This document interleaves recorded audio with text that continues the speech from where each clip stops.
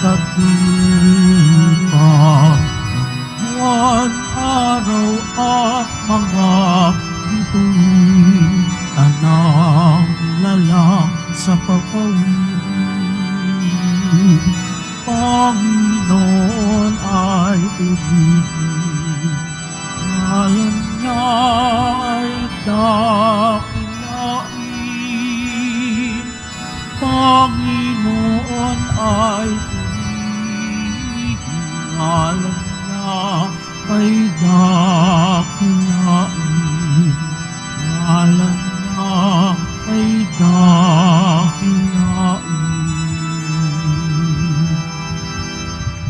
Sa ngalan ng Ama at ng Anak at ng Espiritu Santo, Amen. sumainyo ang Panginoon. At sumaiyo rin. Mga kapatid, sa sandaling katahimikan, ating isipin at alalahanin ang ating mga nagawang kasalanan upang ihingi ito ng tawad sa Diyos at upang tayo maging karapat-dapat gumanap sa banal na pagdiriwang.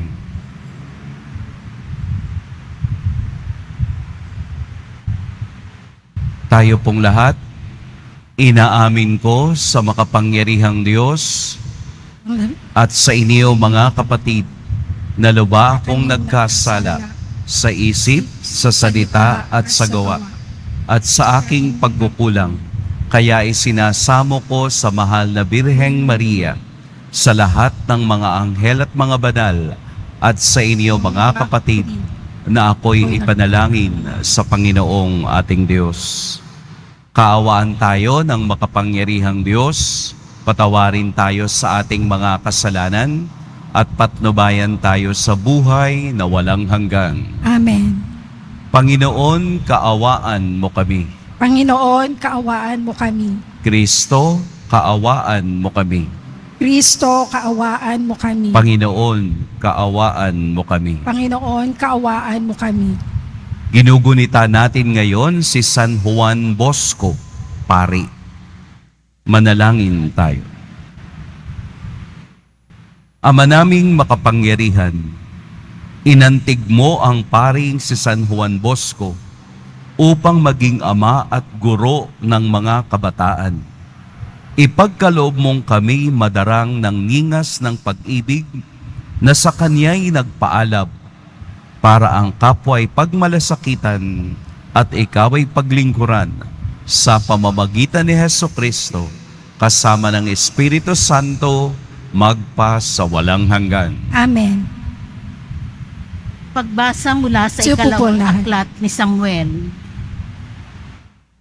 Noong mga araw na iyon, inutusan ni David si Joab at lahat ng namumuno sa hukbo niya, gawin ninyo ang talaan ng bawat lipi ng Israel mula sa Dan hanggang Beersheba at dalhin ninyo agad sa akin.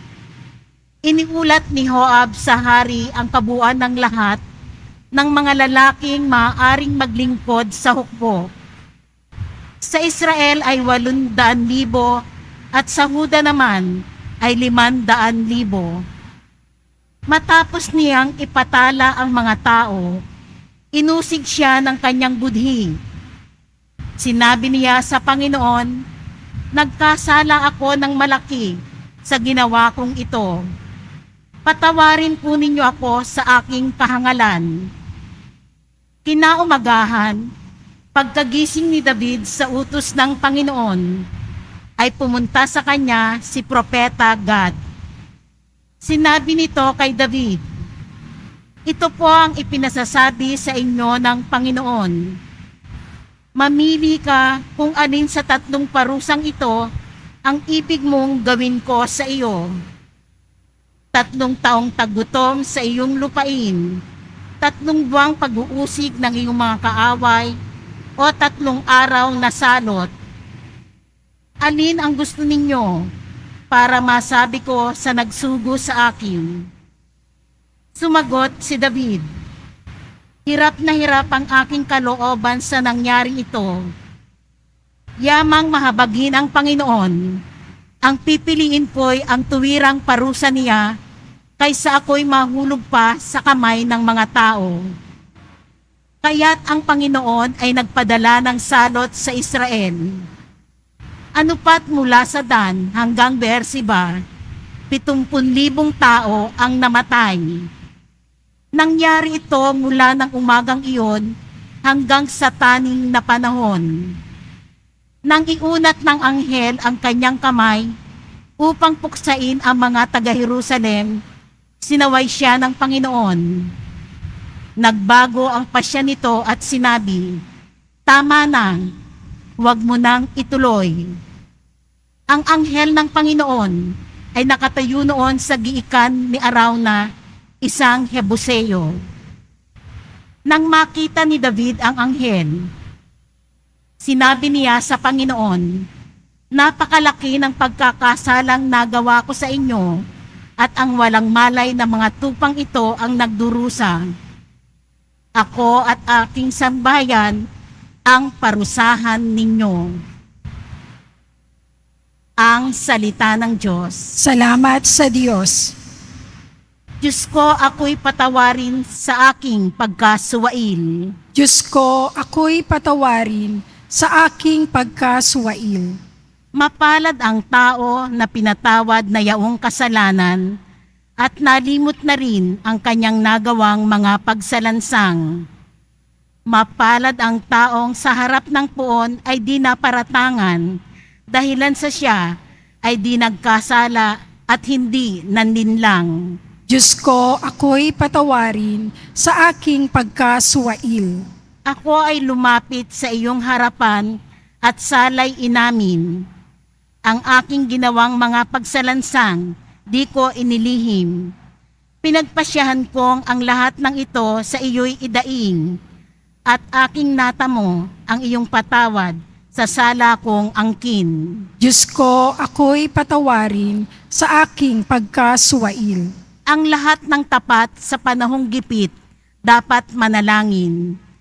Upang bumugsuman ang malaking bahay, di sila abutin.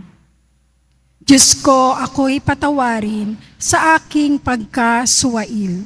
Kublihan ko'y ikaw. Ikaw ang sasagip kung nababagabag. Aking aawitin ang pagkakalinga at iyong pagliligtas. Diyos ko, ako'y patawarin sa aking pagkasuwail. Magsitayo po ang lahat.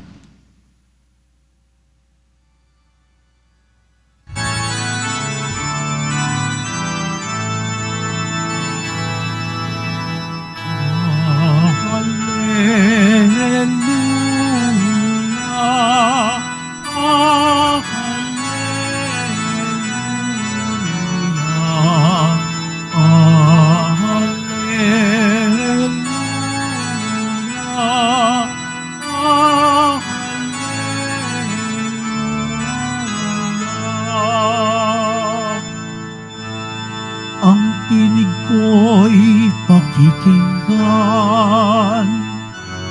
ng kabilang sa aking kawan. Ako'y kanilang susundan. Hallelujah, hallelujah. Hallelujah, hallelujah.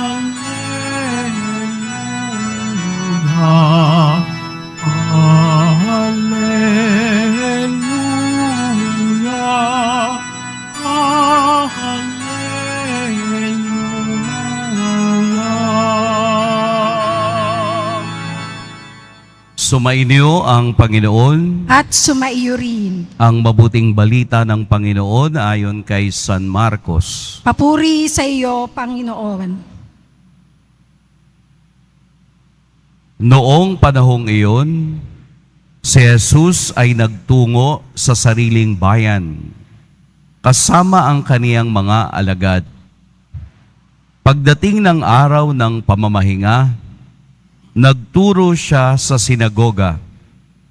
Nagtaka ang maraming nakarinig sa kaniya at nagtanong, saan niya nakuha ang lahat ng iyan? Anong karunungan itong ipinagkaloob sa kaniya? Paano siya nakagagawa ng mga kababalaghan? Hindi ba ito ang karpinterong anak ni Maria at kapatid nina Santiago at Jose, Judas at Simon? Dito nakatira ang kaniyang mga kapatid na babae, hindi ba? At siya'y ayaw nilang kilanlin. Kaya't sinabi ni Jesus sa kanila, ang propeta'y iginagalang ng lahat, liban ng kaniyang mga kababayan, mga kamag-anak at mga kasambahay. Hindi siya nakagawa ng anumang kababalaghan doon, maliban sa pagpapatong ng kaniyang kamay sa ilang may sakit upang pagalingin ang mga ito. Nagtaka siya sapagkat hindi sila sumasampalataya. At nilibot ni Jesus ang mga nayon sa paligid upang magturo.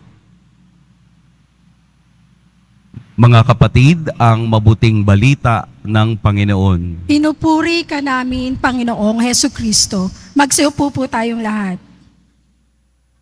Magandang umaga po sa lahat. Welcome po sa dambana ni Jesus Nazareno, ang tahanang bukas para sa lahat. Ang atin pong ebanghelyo ay napakagandang pagnilayan. Yun bang pagkatapos na si Jesus ay maglakbay sa iba't ibang bayan ng Israel upang ipalaganap ang mabuting balita, magpakita ng iba't ibang himala, at magpalayas ng masasamang espiritu, kasama ng kaniyang mga alagad, siya'y bumalik sa kaniyang sariling bayan sa Nazaret. Kung atin pong titingnang mabuti ang takbo ng ebanghelyo ngayon, nakalulungkot isipin at makita na mismong ang kaniyang mga kababayan, mga kamag-anak at mga kasambahay ay tinatanong ang kanilang mga sarili kung sino si Jesus. Bakit? Dahil nga po sa sinagoga, narinig nila kung papaanong mangaral si Jesus. Yung bang pagmamaliit sa kaniyang pagkatao dahil kilala nilang anak ng karpintero na asawa ni Maria, kapatid nila Simon Pedro at mga kapatid niyang babae. Dahil kilala nila ang taong ito, sila ay nagtaka at nagtanong kung saan niya kinuha ang kaniyang talino at galing. Ito po ang unang pagkakataon na si Jesus ay hindi kinilala sa sariling bayan. It is an experience of rejection. Kaya nga po nakalulungkot isipin o tingnan man lamang sa kaniyang sitwasyon na sana yung mga kasangbahay, kababayan, kakilala, ang unang magiging excited sa kaniyang pagdating dahil pwede niyang gawin kung anumang himala ang ginawa niya sa ibang bayan ay gagawin niya rin sa atin. Pero dahil sa kakulangan ng kanilang pananampalataya, sa hindi nila pagkakita sa kapangyarihan ng Diyos, hindi halos gumawa ng himala si Jesus sa sariling bayan. Ano lamang ang kaniyang ginawa? Nagpatong ng kamay upang ang mga may sakit ay gumaling. Ito po yung pangyayaring tayong lahat ay kabahagi. Ito po ay istorya ni Jesus at karanasan sa kaniyang sariling bayan na pwede rin nating sabihing karanasan nating lahat. Siguro po familiar kayo dun sa salitang familiarity breeds contempt. English, no? Hirap din nga akong unawain eh. Pero ni-research ko yan siya. Ito pala ay matagal ng Proverbs na gamit na ni Geoffrey Chaucer noong 1300s. At ang sabi doon sa salitang ito na familiarity breeds contempt, yung pala daw tao na kapag lagi kang kasama at nakikilala ka, kung anong madidiscover niya sa'yo, yun ang gagamitin niya laban sa iyo. Kaya nakakatakot pala kapag kilala ka ng mga kaibigan mo at ang kaibigan mong ito ang tatalikod sa iyo at gagamitin ang mga bagay na alam niya laban sa iyo. Kaya nga ganun na lamang ang pagmamaliit ng mga kababayan ni Jesus sa kanya. Anak lamang yan ni Maria eh. Yung asawa ni Jose na karpintero. Ibig sabihin yung pagmamaliit na yun. Kilala nila si Jesus at ginamit nila iyon upang siya ay hindi paniwalaan. Sa ating karanasan, ang pamantayan ng Diyos ay iba sa pamantayan ng tao. Ang pamantayan ng Diyos, hindi niya gagamitin kailanman ang kahinaan at kasalanan ng tao. Hindi niya ibabase sa iyong nakaraan kung sino ka man ngayon. Yayakapin, tatanggapin ka ng Diyos anumang oras kapag kumilala ka sa kaniyang kapangyarihan. Ito ang pamantayan ng Diyos. Wagas magmahal, wagas tumanggap, wagas sa lahat ng bagay. Kaya nga po ang paggaling at pananampalataya ay kailangang mayroong pagkakadugtong upang mailapit sa Diyos ang gusto mong himala. Dahil kung walang pananampalataya, hindi ka makagagaling sa anumang pangarap na iyong minimithi. Kaya nga po sa ating ebanghelyo, naramdaman ni Jesus kung anong klaseng tao ang nasa kaniyang kapaligiran. Hindi naniniwala sa kaniya, bagkus ginamit pa ang kaniyang nakaraan. Ginamit pa ang kaniyang pamilya upang sabihin at itanong, sino ba ang taong ito? Ano po ang ating makukuha sa Ebanghelyo? Binibigyan tayo ng lesson na kung ang Diyos ang ating kaharap, ang Diyos ay hindi tumitingin sa nakalipas. Ang araw-araw ng buhay, ang araw-araw ng pakikibaka, ang araw-araw na tayo'y nakagagawa ng kasalanan, ang Diyos ay bukas at palaging handang yumakap sa taong lumalapit sa Kanya. Yung pamantayan ng Diyos ang ating palaging titingnan. Yung pamantayan ng Kaniyang pag-ibig at ng awa sa lahat ng lumalapit sa Kanya. Huwag nating gamitin ang pamantayan ng tao. Ang taong mapanghusga, ang taong nagmamaliit, ang taong binibigyan ka ng kahinaan dahil sa iyong nakaraan ay hindi makatutulong upang ikaw ay magtagumpay.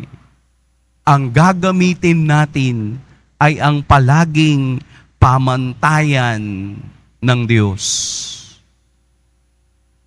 Kung sa isang banda ng iyong karanasan ay nasaktan ka dahil ikaw ay itinakwil, huwag mong hayaang ikaw ay pahirapan ng sakit na iyong nararamdaman. Huwag mong bigyan ng kapangyarihan ang kagagawa ng ibang tao upang hindi ko tumayo at lumaban. Gamitin mo ang awa at pag-ibig ng Diyos dahil sa katapusan, ang nagtitiwala at yumayakap sa kaniyang pag-ibig ay ang siyang nakakasama niya hanggang sa katapusan, maging hanggang sa kaniyang kaharian. Mahina tayo, opo, pero hindi hadlang ang kahinaan upang lumapit tayo sa Diyos sa araw-araw ng ating buhay. Makasalanan tayo, opo, pero hindi hadlang ang kasalanan upang tayo'y manumbalik sa kaniyang grasya at sa kaniyang pag-ibig. Kaya nga napakabuti ng Diyos, mayroon tayong pamamaraan, ang sakramento ng kumpisal, upang idugtong natin ang nawalang hibla ng grasya ng Diyos. Kaya tayo binibigyan palagi araw-araw ng biyayang itong bumalik sa Kanya, burahin ang nakaraan at muling ipinta ang ganda ng buhay. Ito ang pagbibiyaya ng Diyos kapag tayo'y lalapit at maninikluhod sa Kanya araw-araw. Huwag nating hayaang ang ating kahinaan na ginagamit na panglaban ng iba ang siyang magpaluhod sa atin. Bagkus ito ay maging enerhiya na sa ngayon iyan ang tingin mo. Pero ang tingin ng Diyos ay mas mataas kesa sa tingin ng tao. Ito po ang grasya. Ito po ang biyaya na panghawakan natin kapag tayo'y palaging bumabalik sa dambana ni Jesus Nazareno. Kung nung unang panahon, siya ay bumalik sa kaniyang bayang Nazaret, tayo sa panahon natin, babalik at babalik tayo sa kaniyang tahanan dito sa Nazaret, kung saan ang kaniyang biyaya ay palaging dadaloy at bukas sa lahat ng may gusto nito. Kaya kung gusto mo ng pagpapala, kung gusto mo ng biyaya, yayakapin mo ang pamantayan ng Diyos na palaging tumitingin na ang grasya ay bukas sa lahat at gusto nitong tumanggap. Amen. Pagpalain tayo ng poong may kapal. Magsitayo na po ang lahat.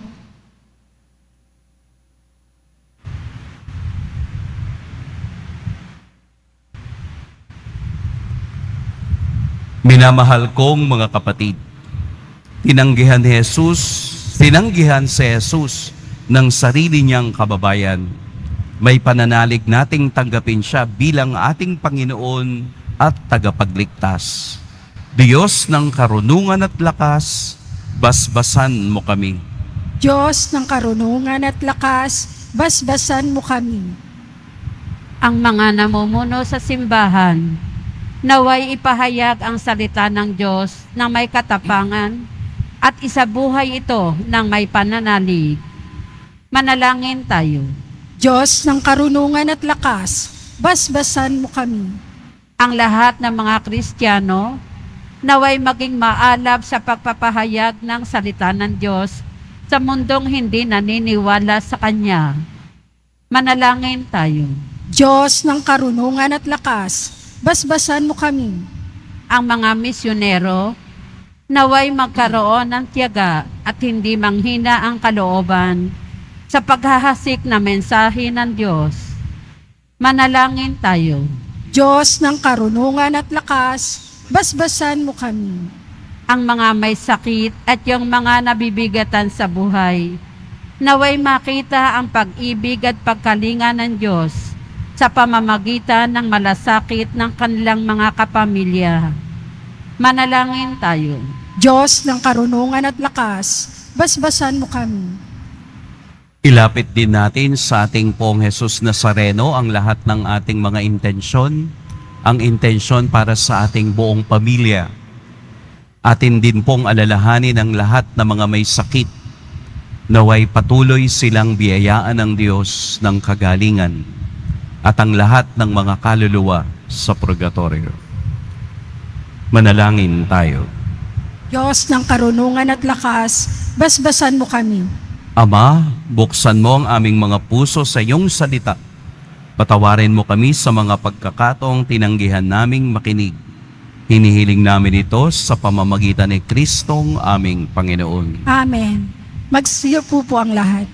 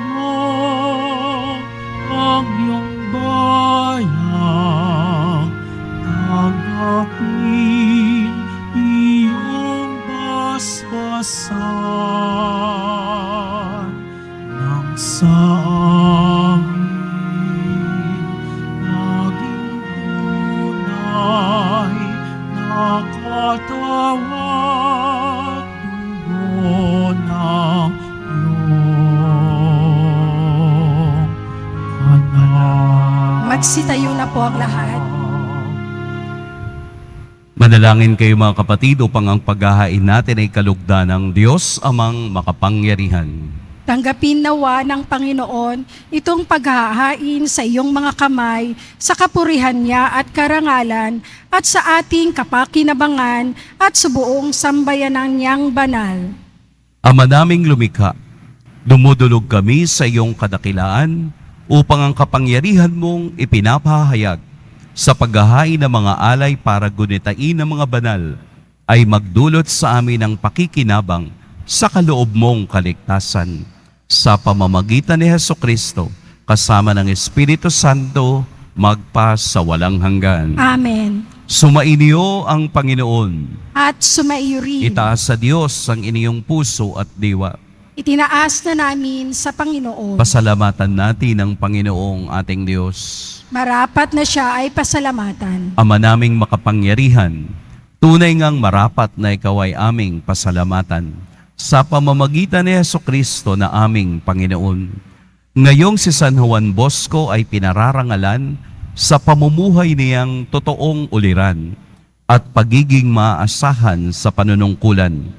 Kaya't si Hesukristo na maasahan sa katapatan ay inihahayag sa pangangasiwa sa sambayanan. Ang malasakit na mga ulirang tagapangasiwa noon ay nagpapatuloy magpahanggang ngayon sa mga panalangin kanilang inuukol kaisa ng sambayanan mong dito'y nagtitipon. Kaya kaisa ng mga anghel na nagsisiawit ng papuri sa iyo nang walang humpay sa kalangitan, kami nagbubunyi sa iyong kadakilaan. Santo, Santo, Santo, Panginoong Diyos ng mga hukbo, napupuno ang langit at lupa ng kadakilaan mo, o sana sa kaitaasan. Pinagpala ang naparirito sa ngalan ng Panginoon. O sana sa kaitaasan, magsiluhod po ang lahat. Ama naming banal, ikaw ang bukal ng tanang kabanalan. Kaya't sa pamamagitan ng iyong Espiritu, gawin mong banal ang kaloob na ito upang para sa amin maging katawan at dugo ng aming Panginoong Heso Kristo. Bago niya, pinagtiis ang kusang loob na maging handog. Hinawakan niya ang tinapay, pinasalamatan kaniya, pinaghati-hati niya iyon, iniabot sa kaniyang mga alagad at sinabi, "Tanggapin ninyong lahat ito at kanin, ito ang aking katawan na ihahandog para sa inyo."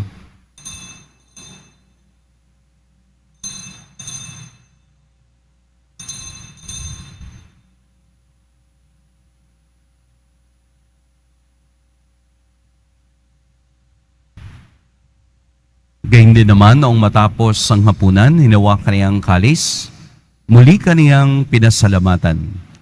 Inabot niya ang kalis sa kanyang mga alagad at sinabi, "Tanggapin ninyong lahat ito at inumin, ito ang kalis ng aking dugo, ng bago at walang hanggang tipan, ang aking dugo na ibubuhos para sa inyo at para sa lahat, sa ikapagpapatawad ng mga kasalanan. Gawin ninyo ito sa pag-alala sa akin."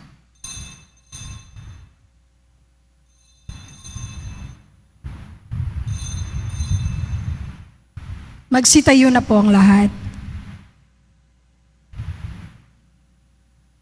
Ipagbunyi natin ang misteryo ng pananampalataya. Si Kristo'y namatay, si Kristo'y nabuhay, si Kristo'y babalik sa wakas ng panahon.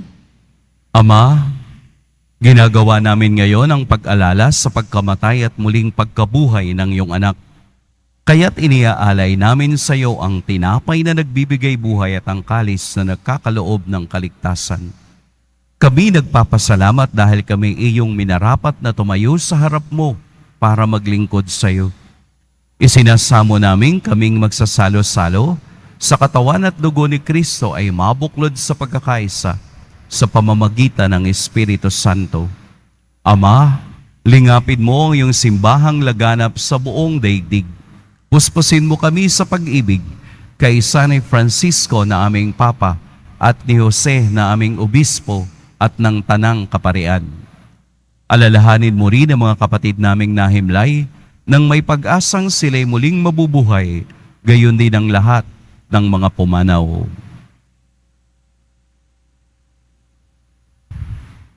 Kaawaan mo sila at patuloyin sa iyong kaliwanagan.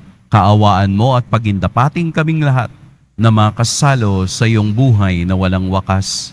Kaisa ng mahal na Birheng Maria na ina ng Diyos, ng kabiyak ng puso niyang si San Jose, kaisa ng mga apostol ni San Juan Bautista, at ng lahat ng mga banal na namuhay dito sa daigdig ng kalugod-lugod sa iyo, maipagdiwang nawa namin ang pagpupuri sa ikararangal mo sa pamamagitan ng iyong anak na aming Panginoong Heso Kristo.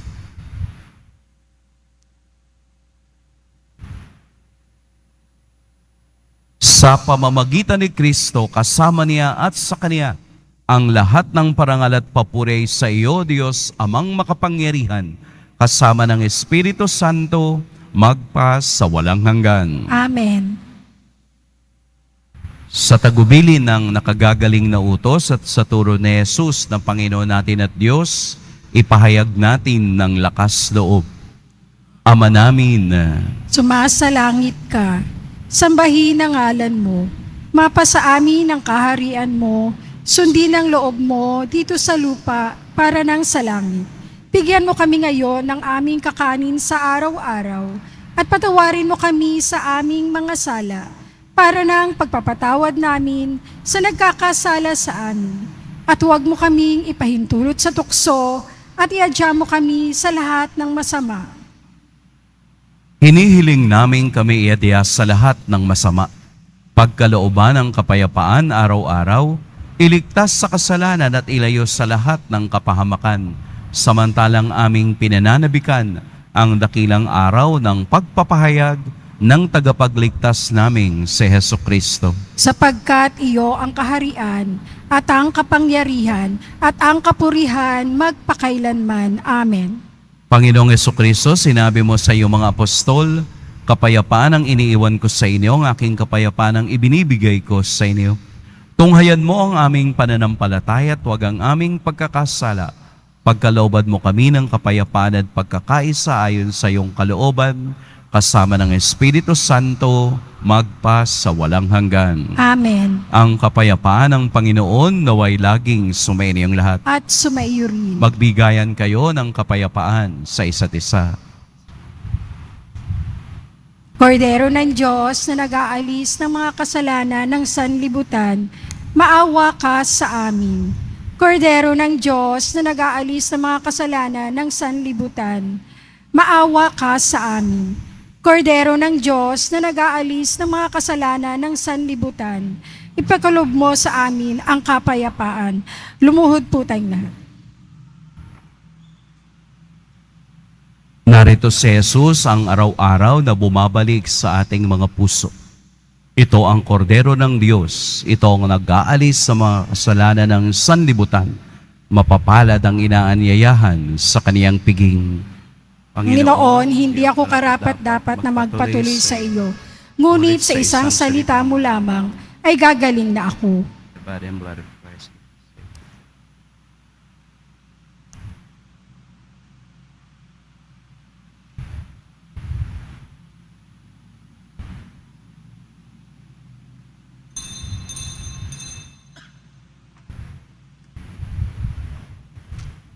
Para sa lahat ng tatanggap ng banal na komunyon, sasagot po tayo ng Amen.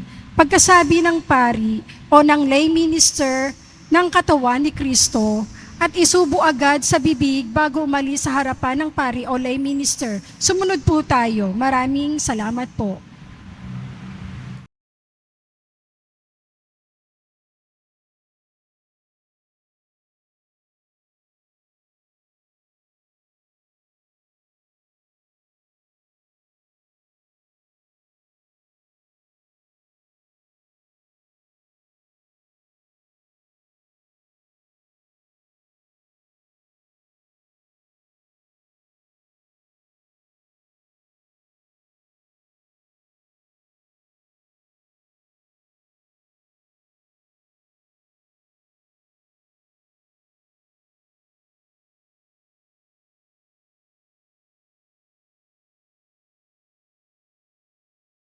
Manalangin tayo. Ama naming mapagmahal, ang tinanggap naming banal na pakikinabang ay maghanda nawa para sa aming pagkakamit ng kaligayahan na idinulot kay San Juan Bosco ng iyong pagdingap na maaasahan sa pamamagitan ni Heso Kristo kasama ng Espiritu Santo magpa sa walang hanggan. Amen. Sumainyo ang Panginoon. At sumaiyo rin. Yumuko kayo para sa pagbabasbas. Mahal na poong Jesus Nazareno, inihayag mo sa pamamagitan ng krus ang walang maliw na pag-ibig ng Diyos sa sangkatauhan. Pakinggan mo po ang aming kahilingan at nagsusumama kami sa iyo. Makamtanawa nila ang iyong katugunan at tanggapin ang kasagutan na may utang na loob na tinatanaw. Basbasan din po ninyo ang mga daladala nilang mga imahen at dasalan. Sa pamamagitan ng bendisyon na ito, naway maalala nila ang mga pangako nila noon sa biniyag, na ikaw ang kanilang iibigin at paglilingkuran bilang Panginoon magpa sa walang hanggan. Amen. At pagpalain kayo ng makapangyarihan at mapagmahal na Diyos, ang Ama at Anak at Espiritu Santo. Amen. Tapos na ang ating pagdiriwang, humayo kayong taglayang kapayapaan ng poong Jesus Nazareno. Salamat sa Diyos.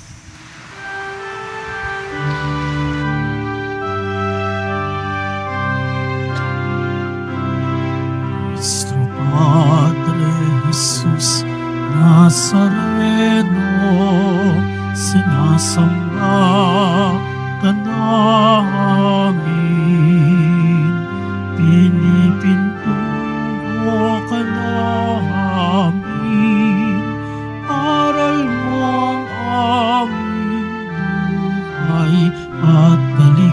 kautusan, Nuestro Padre Jesus Nazareno, iligtas mo kami sa kasalanan.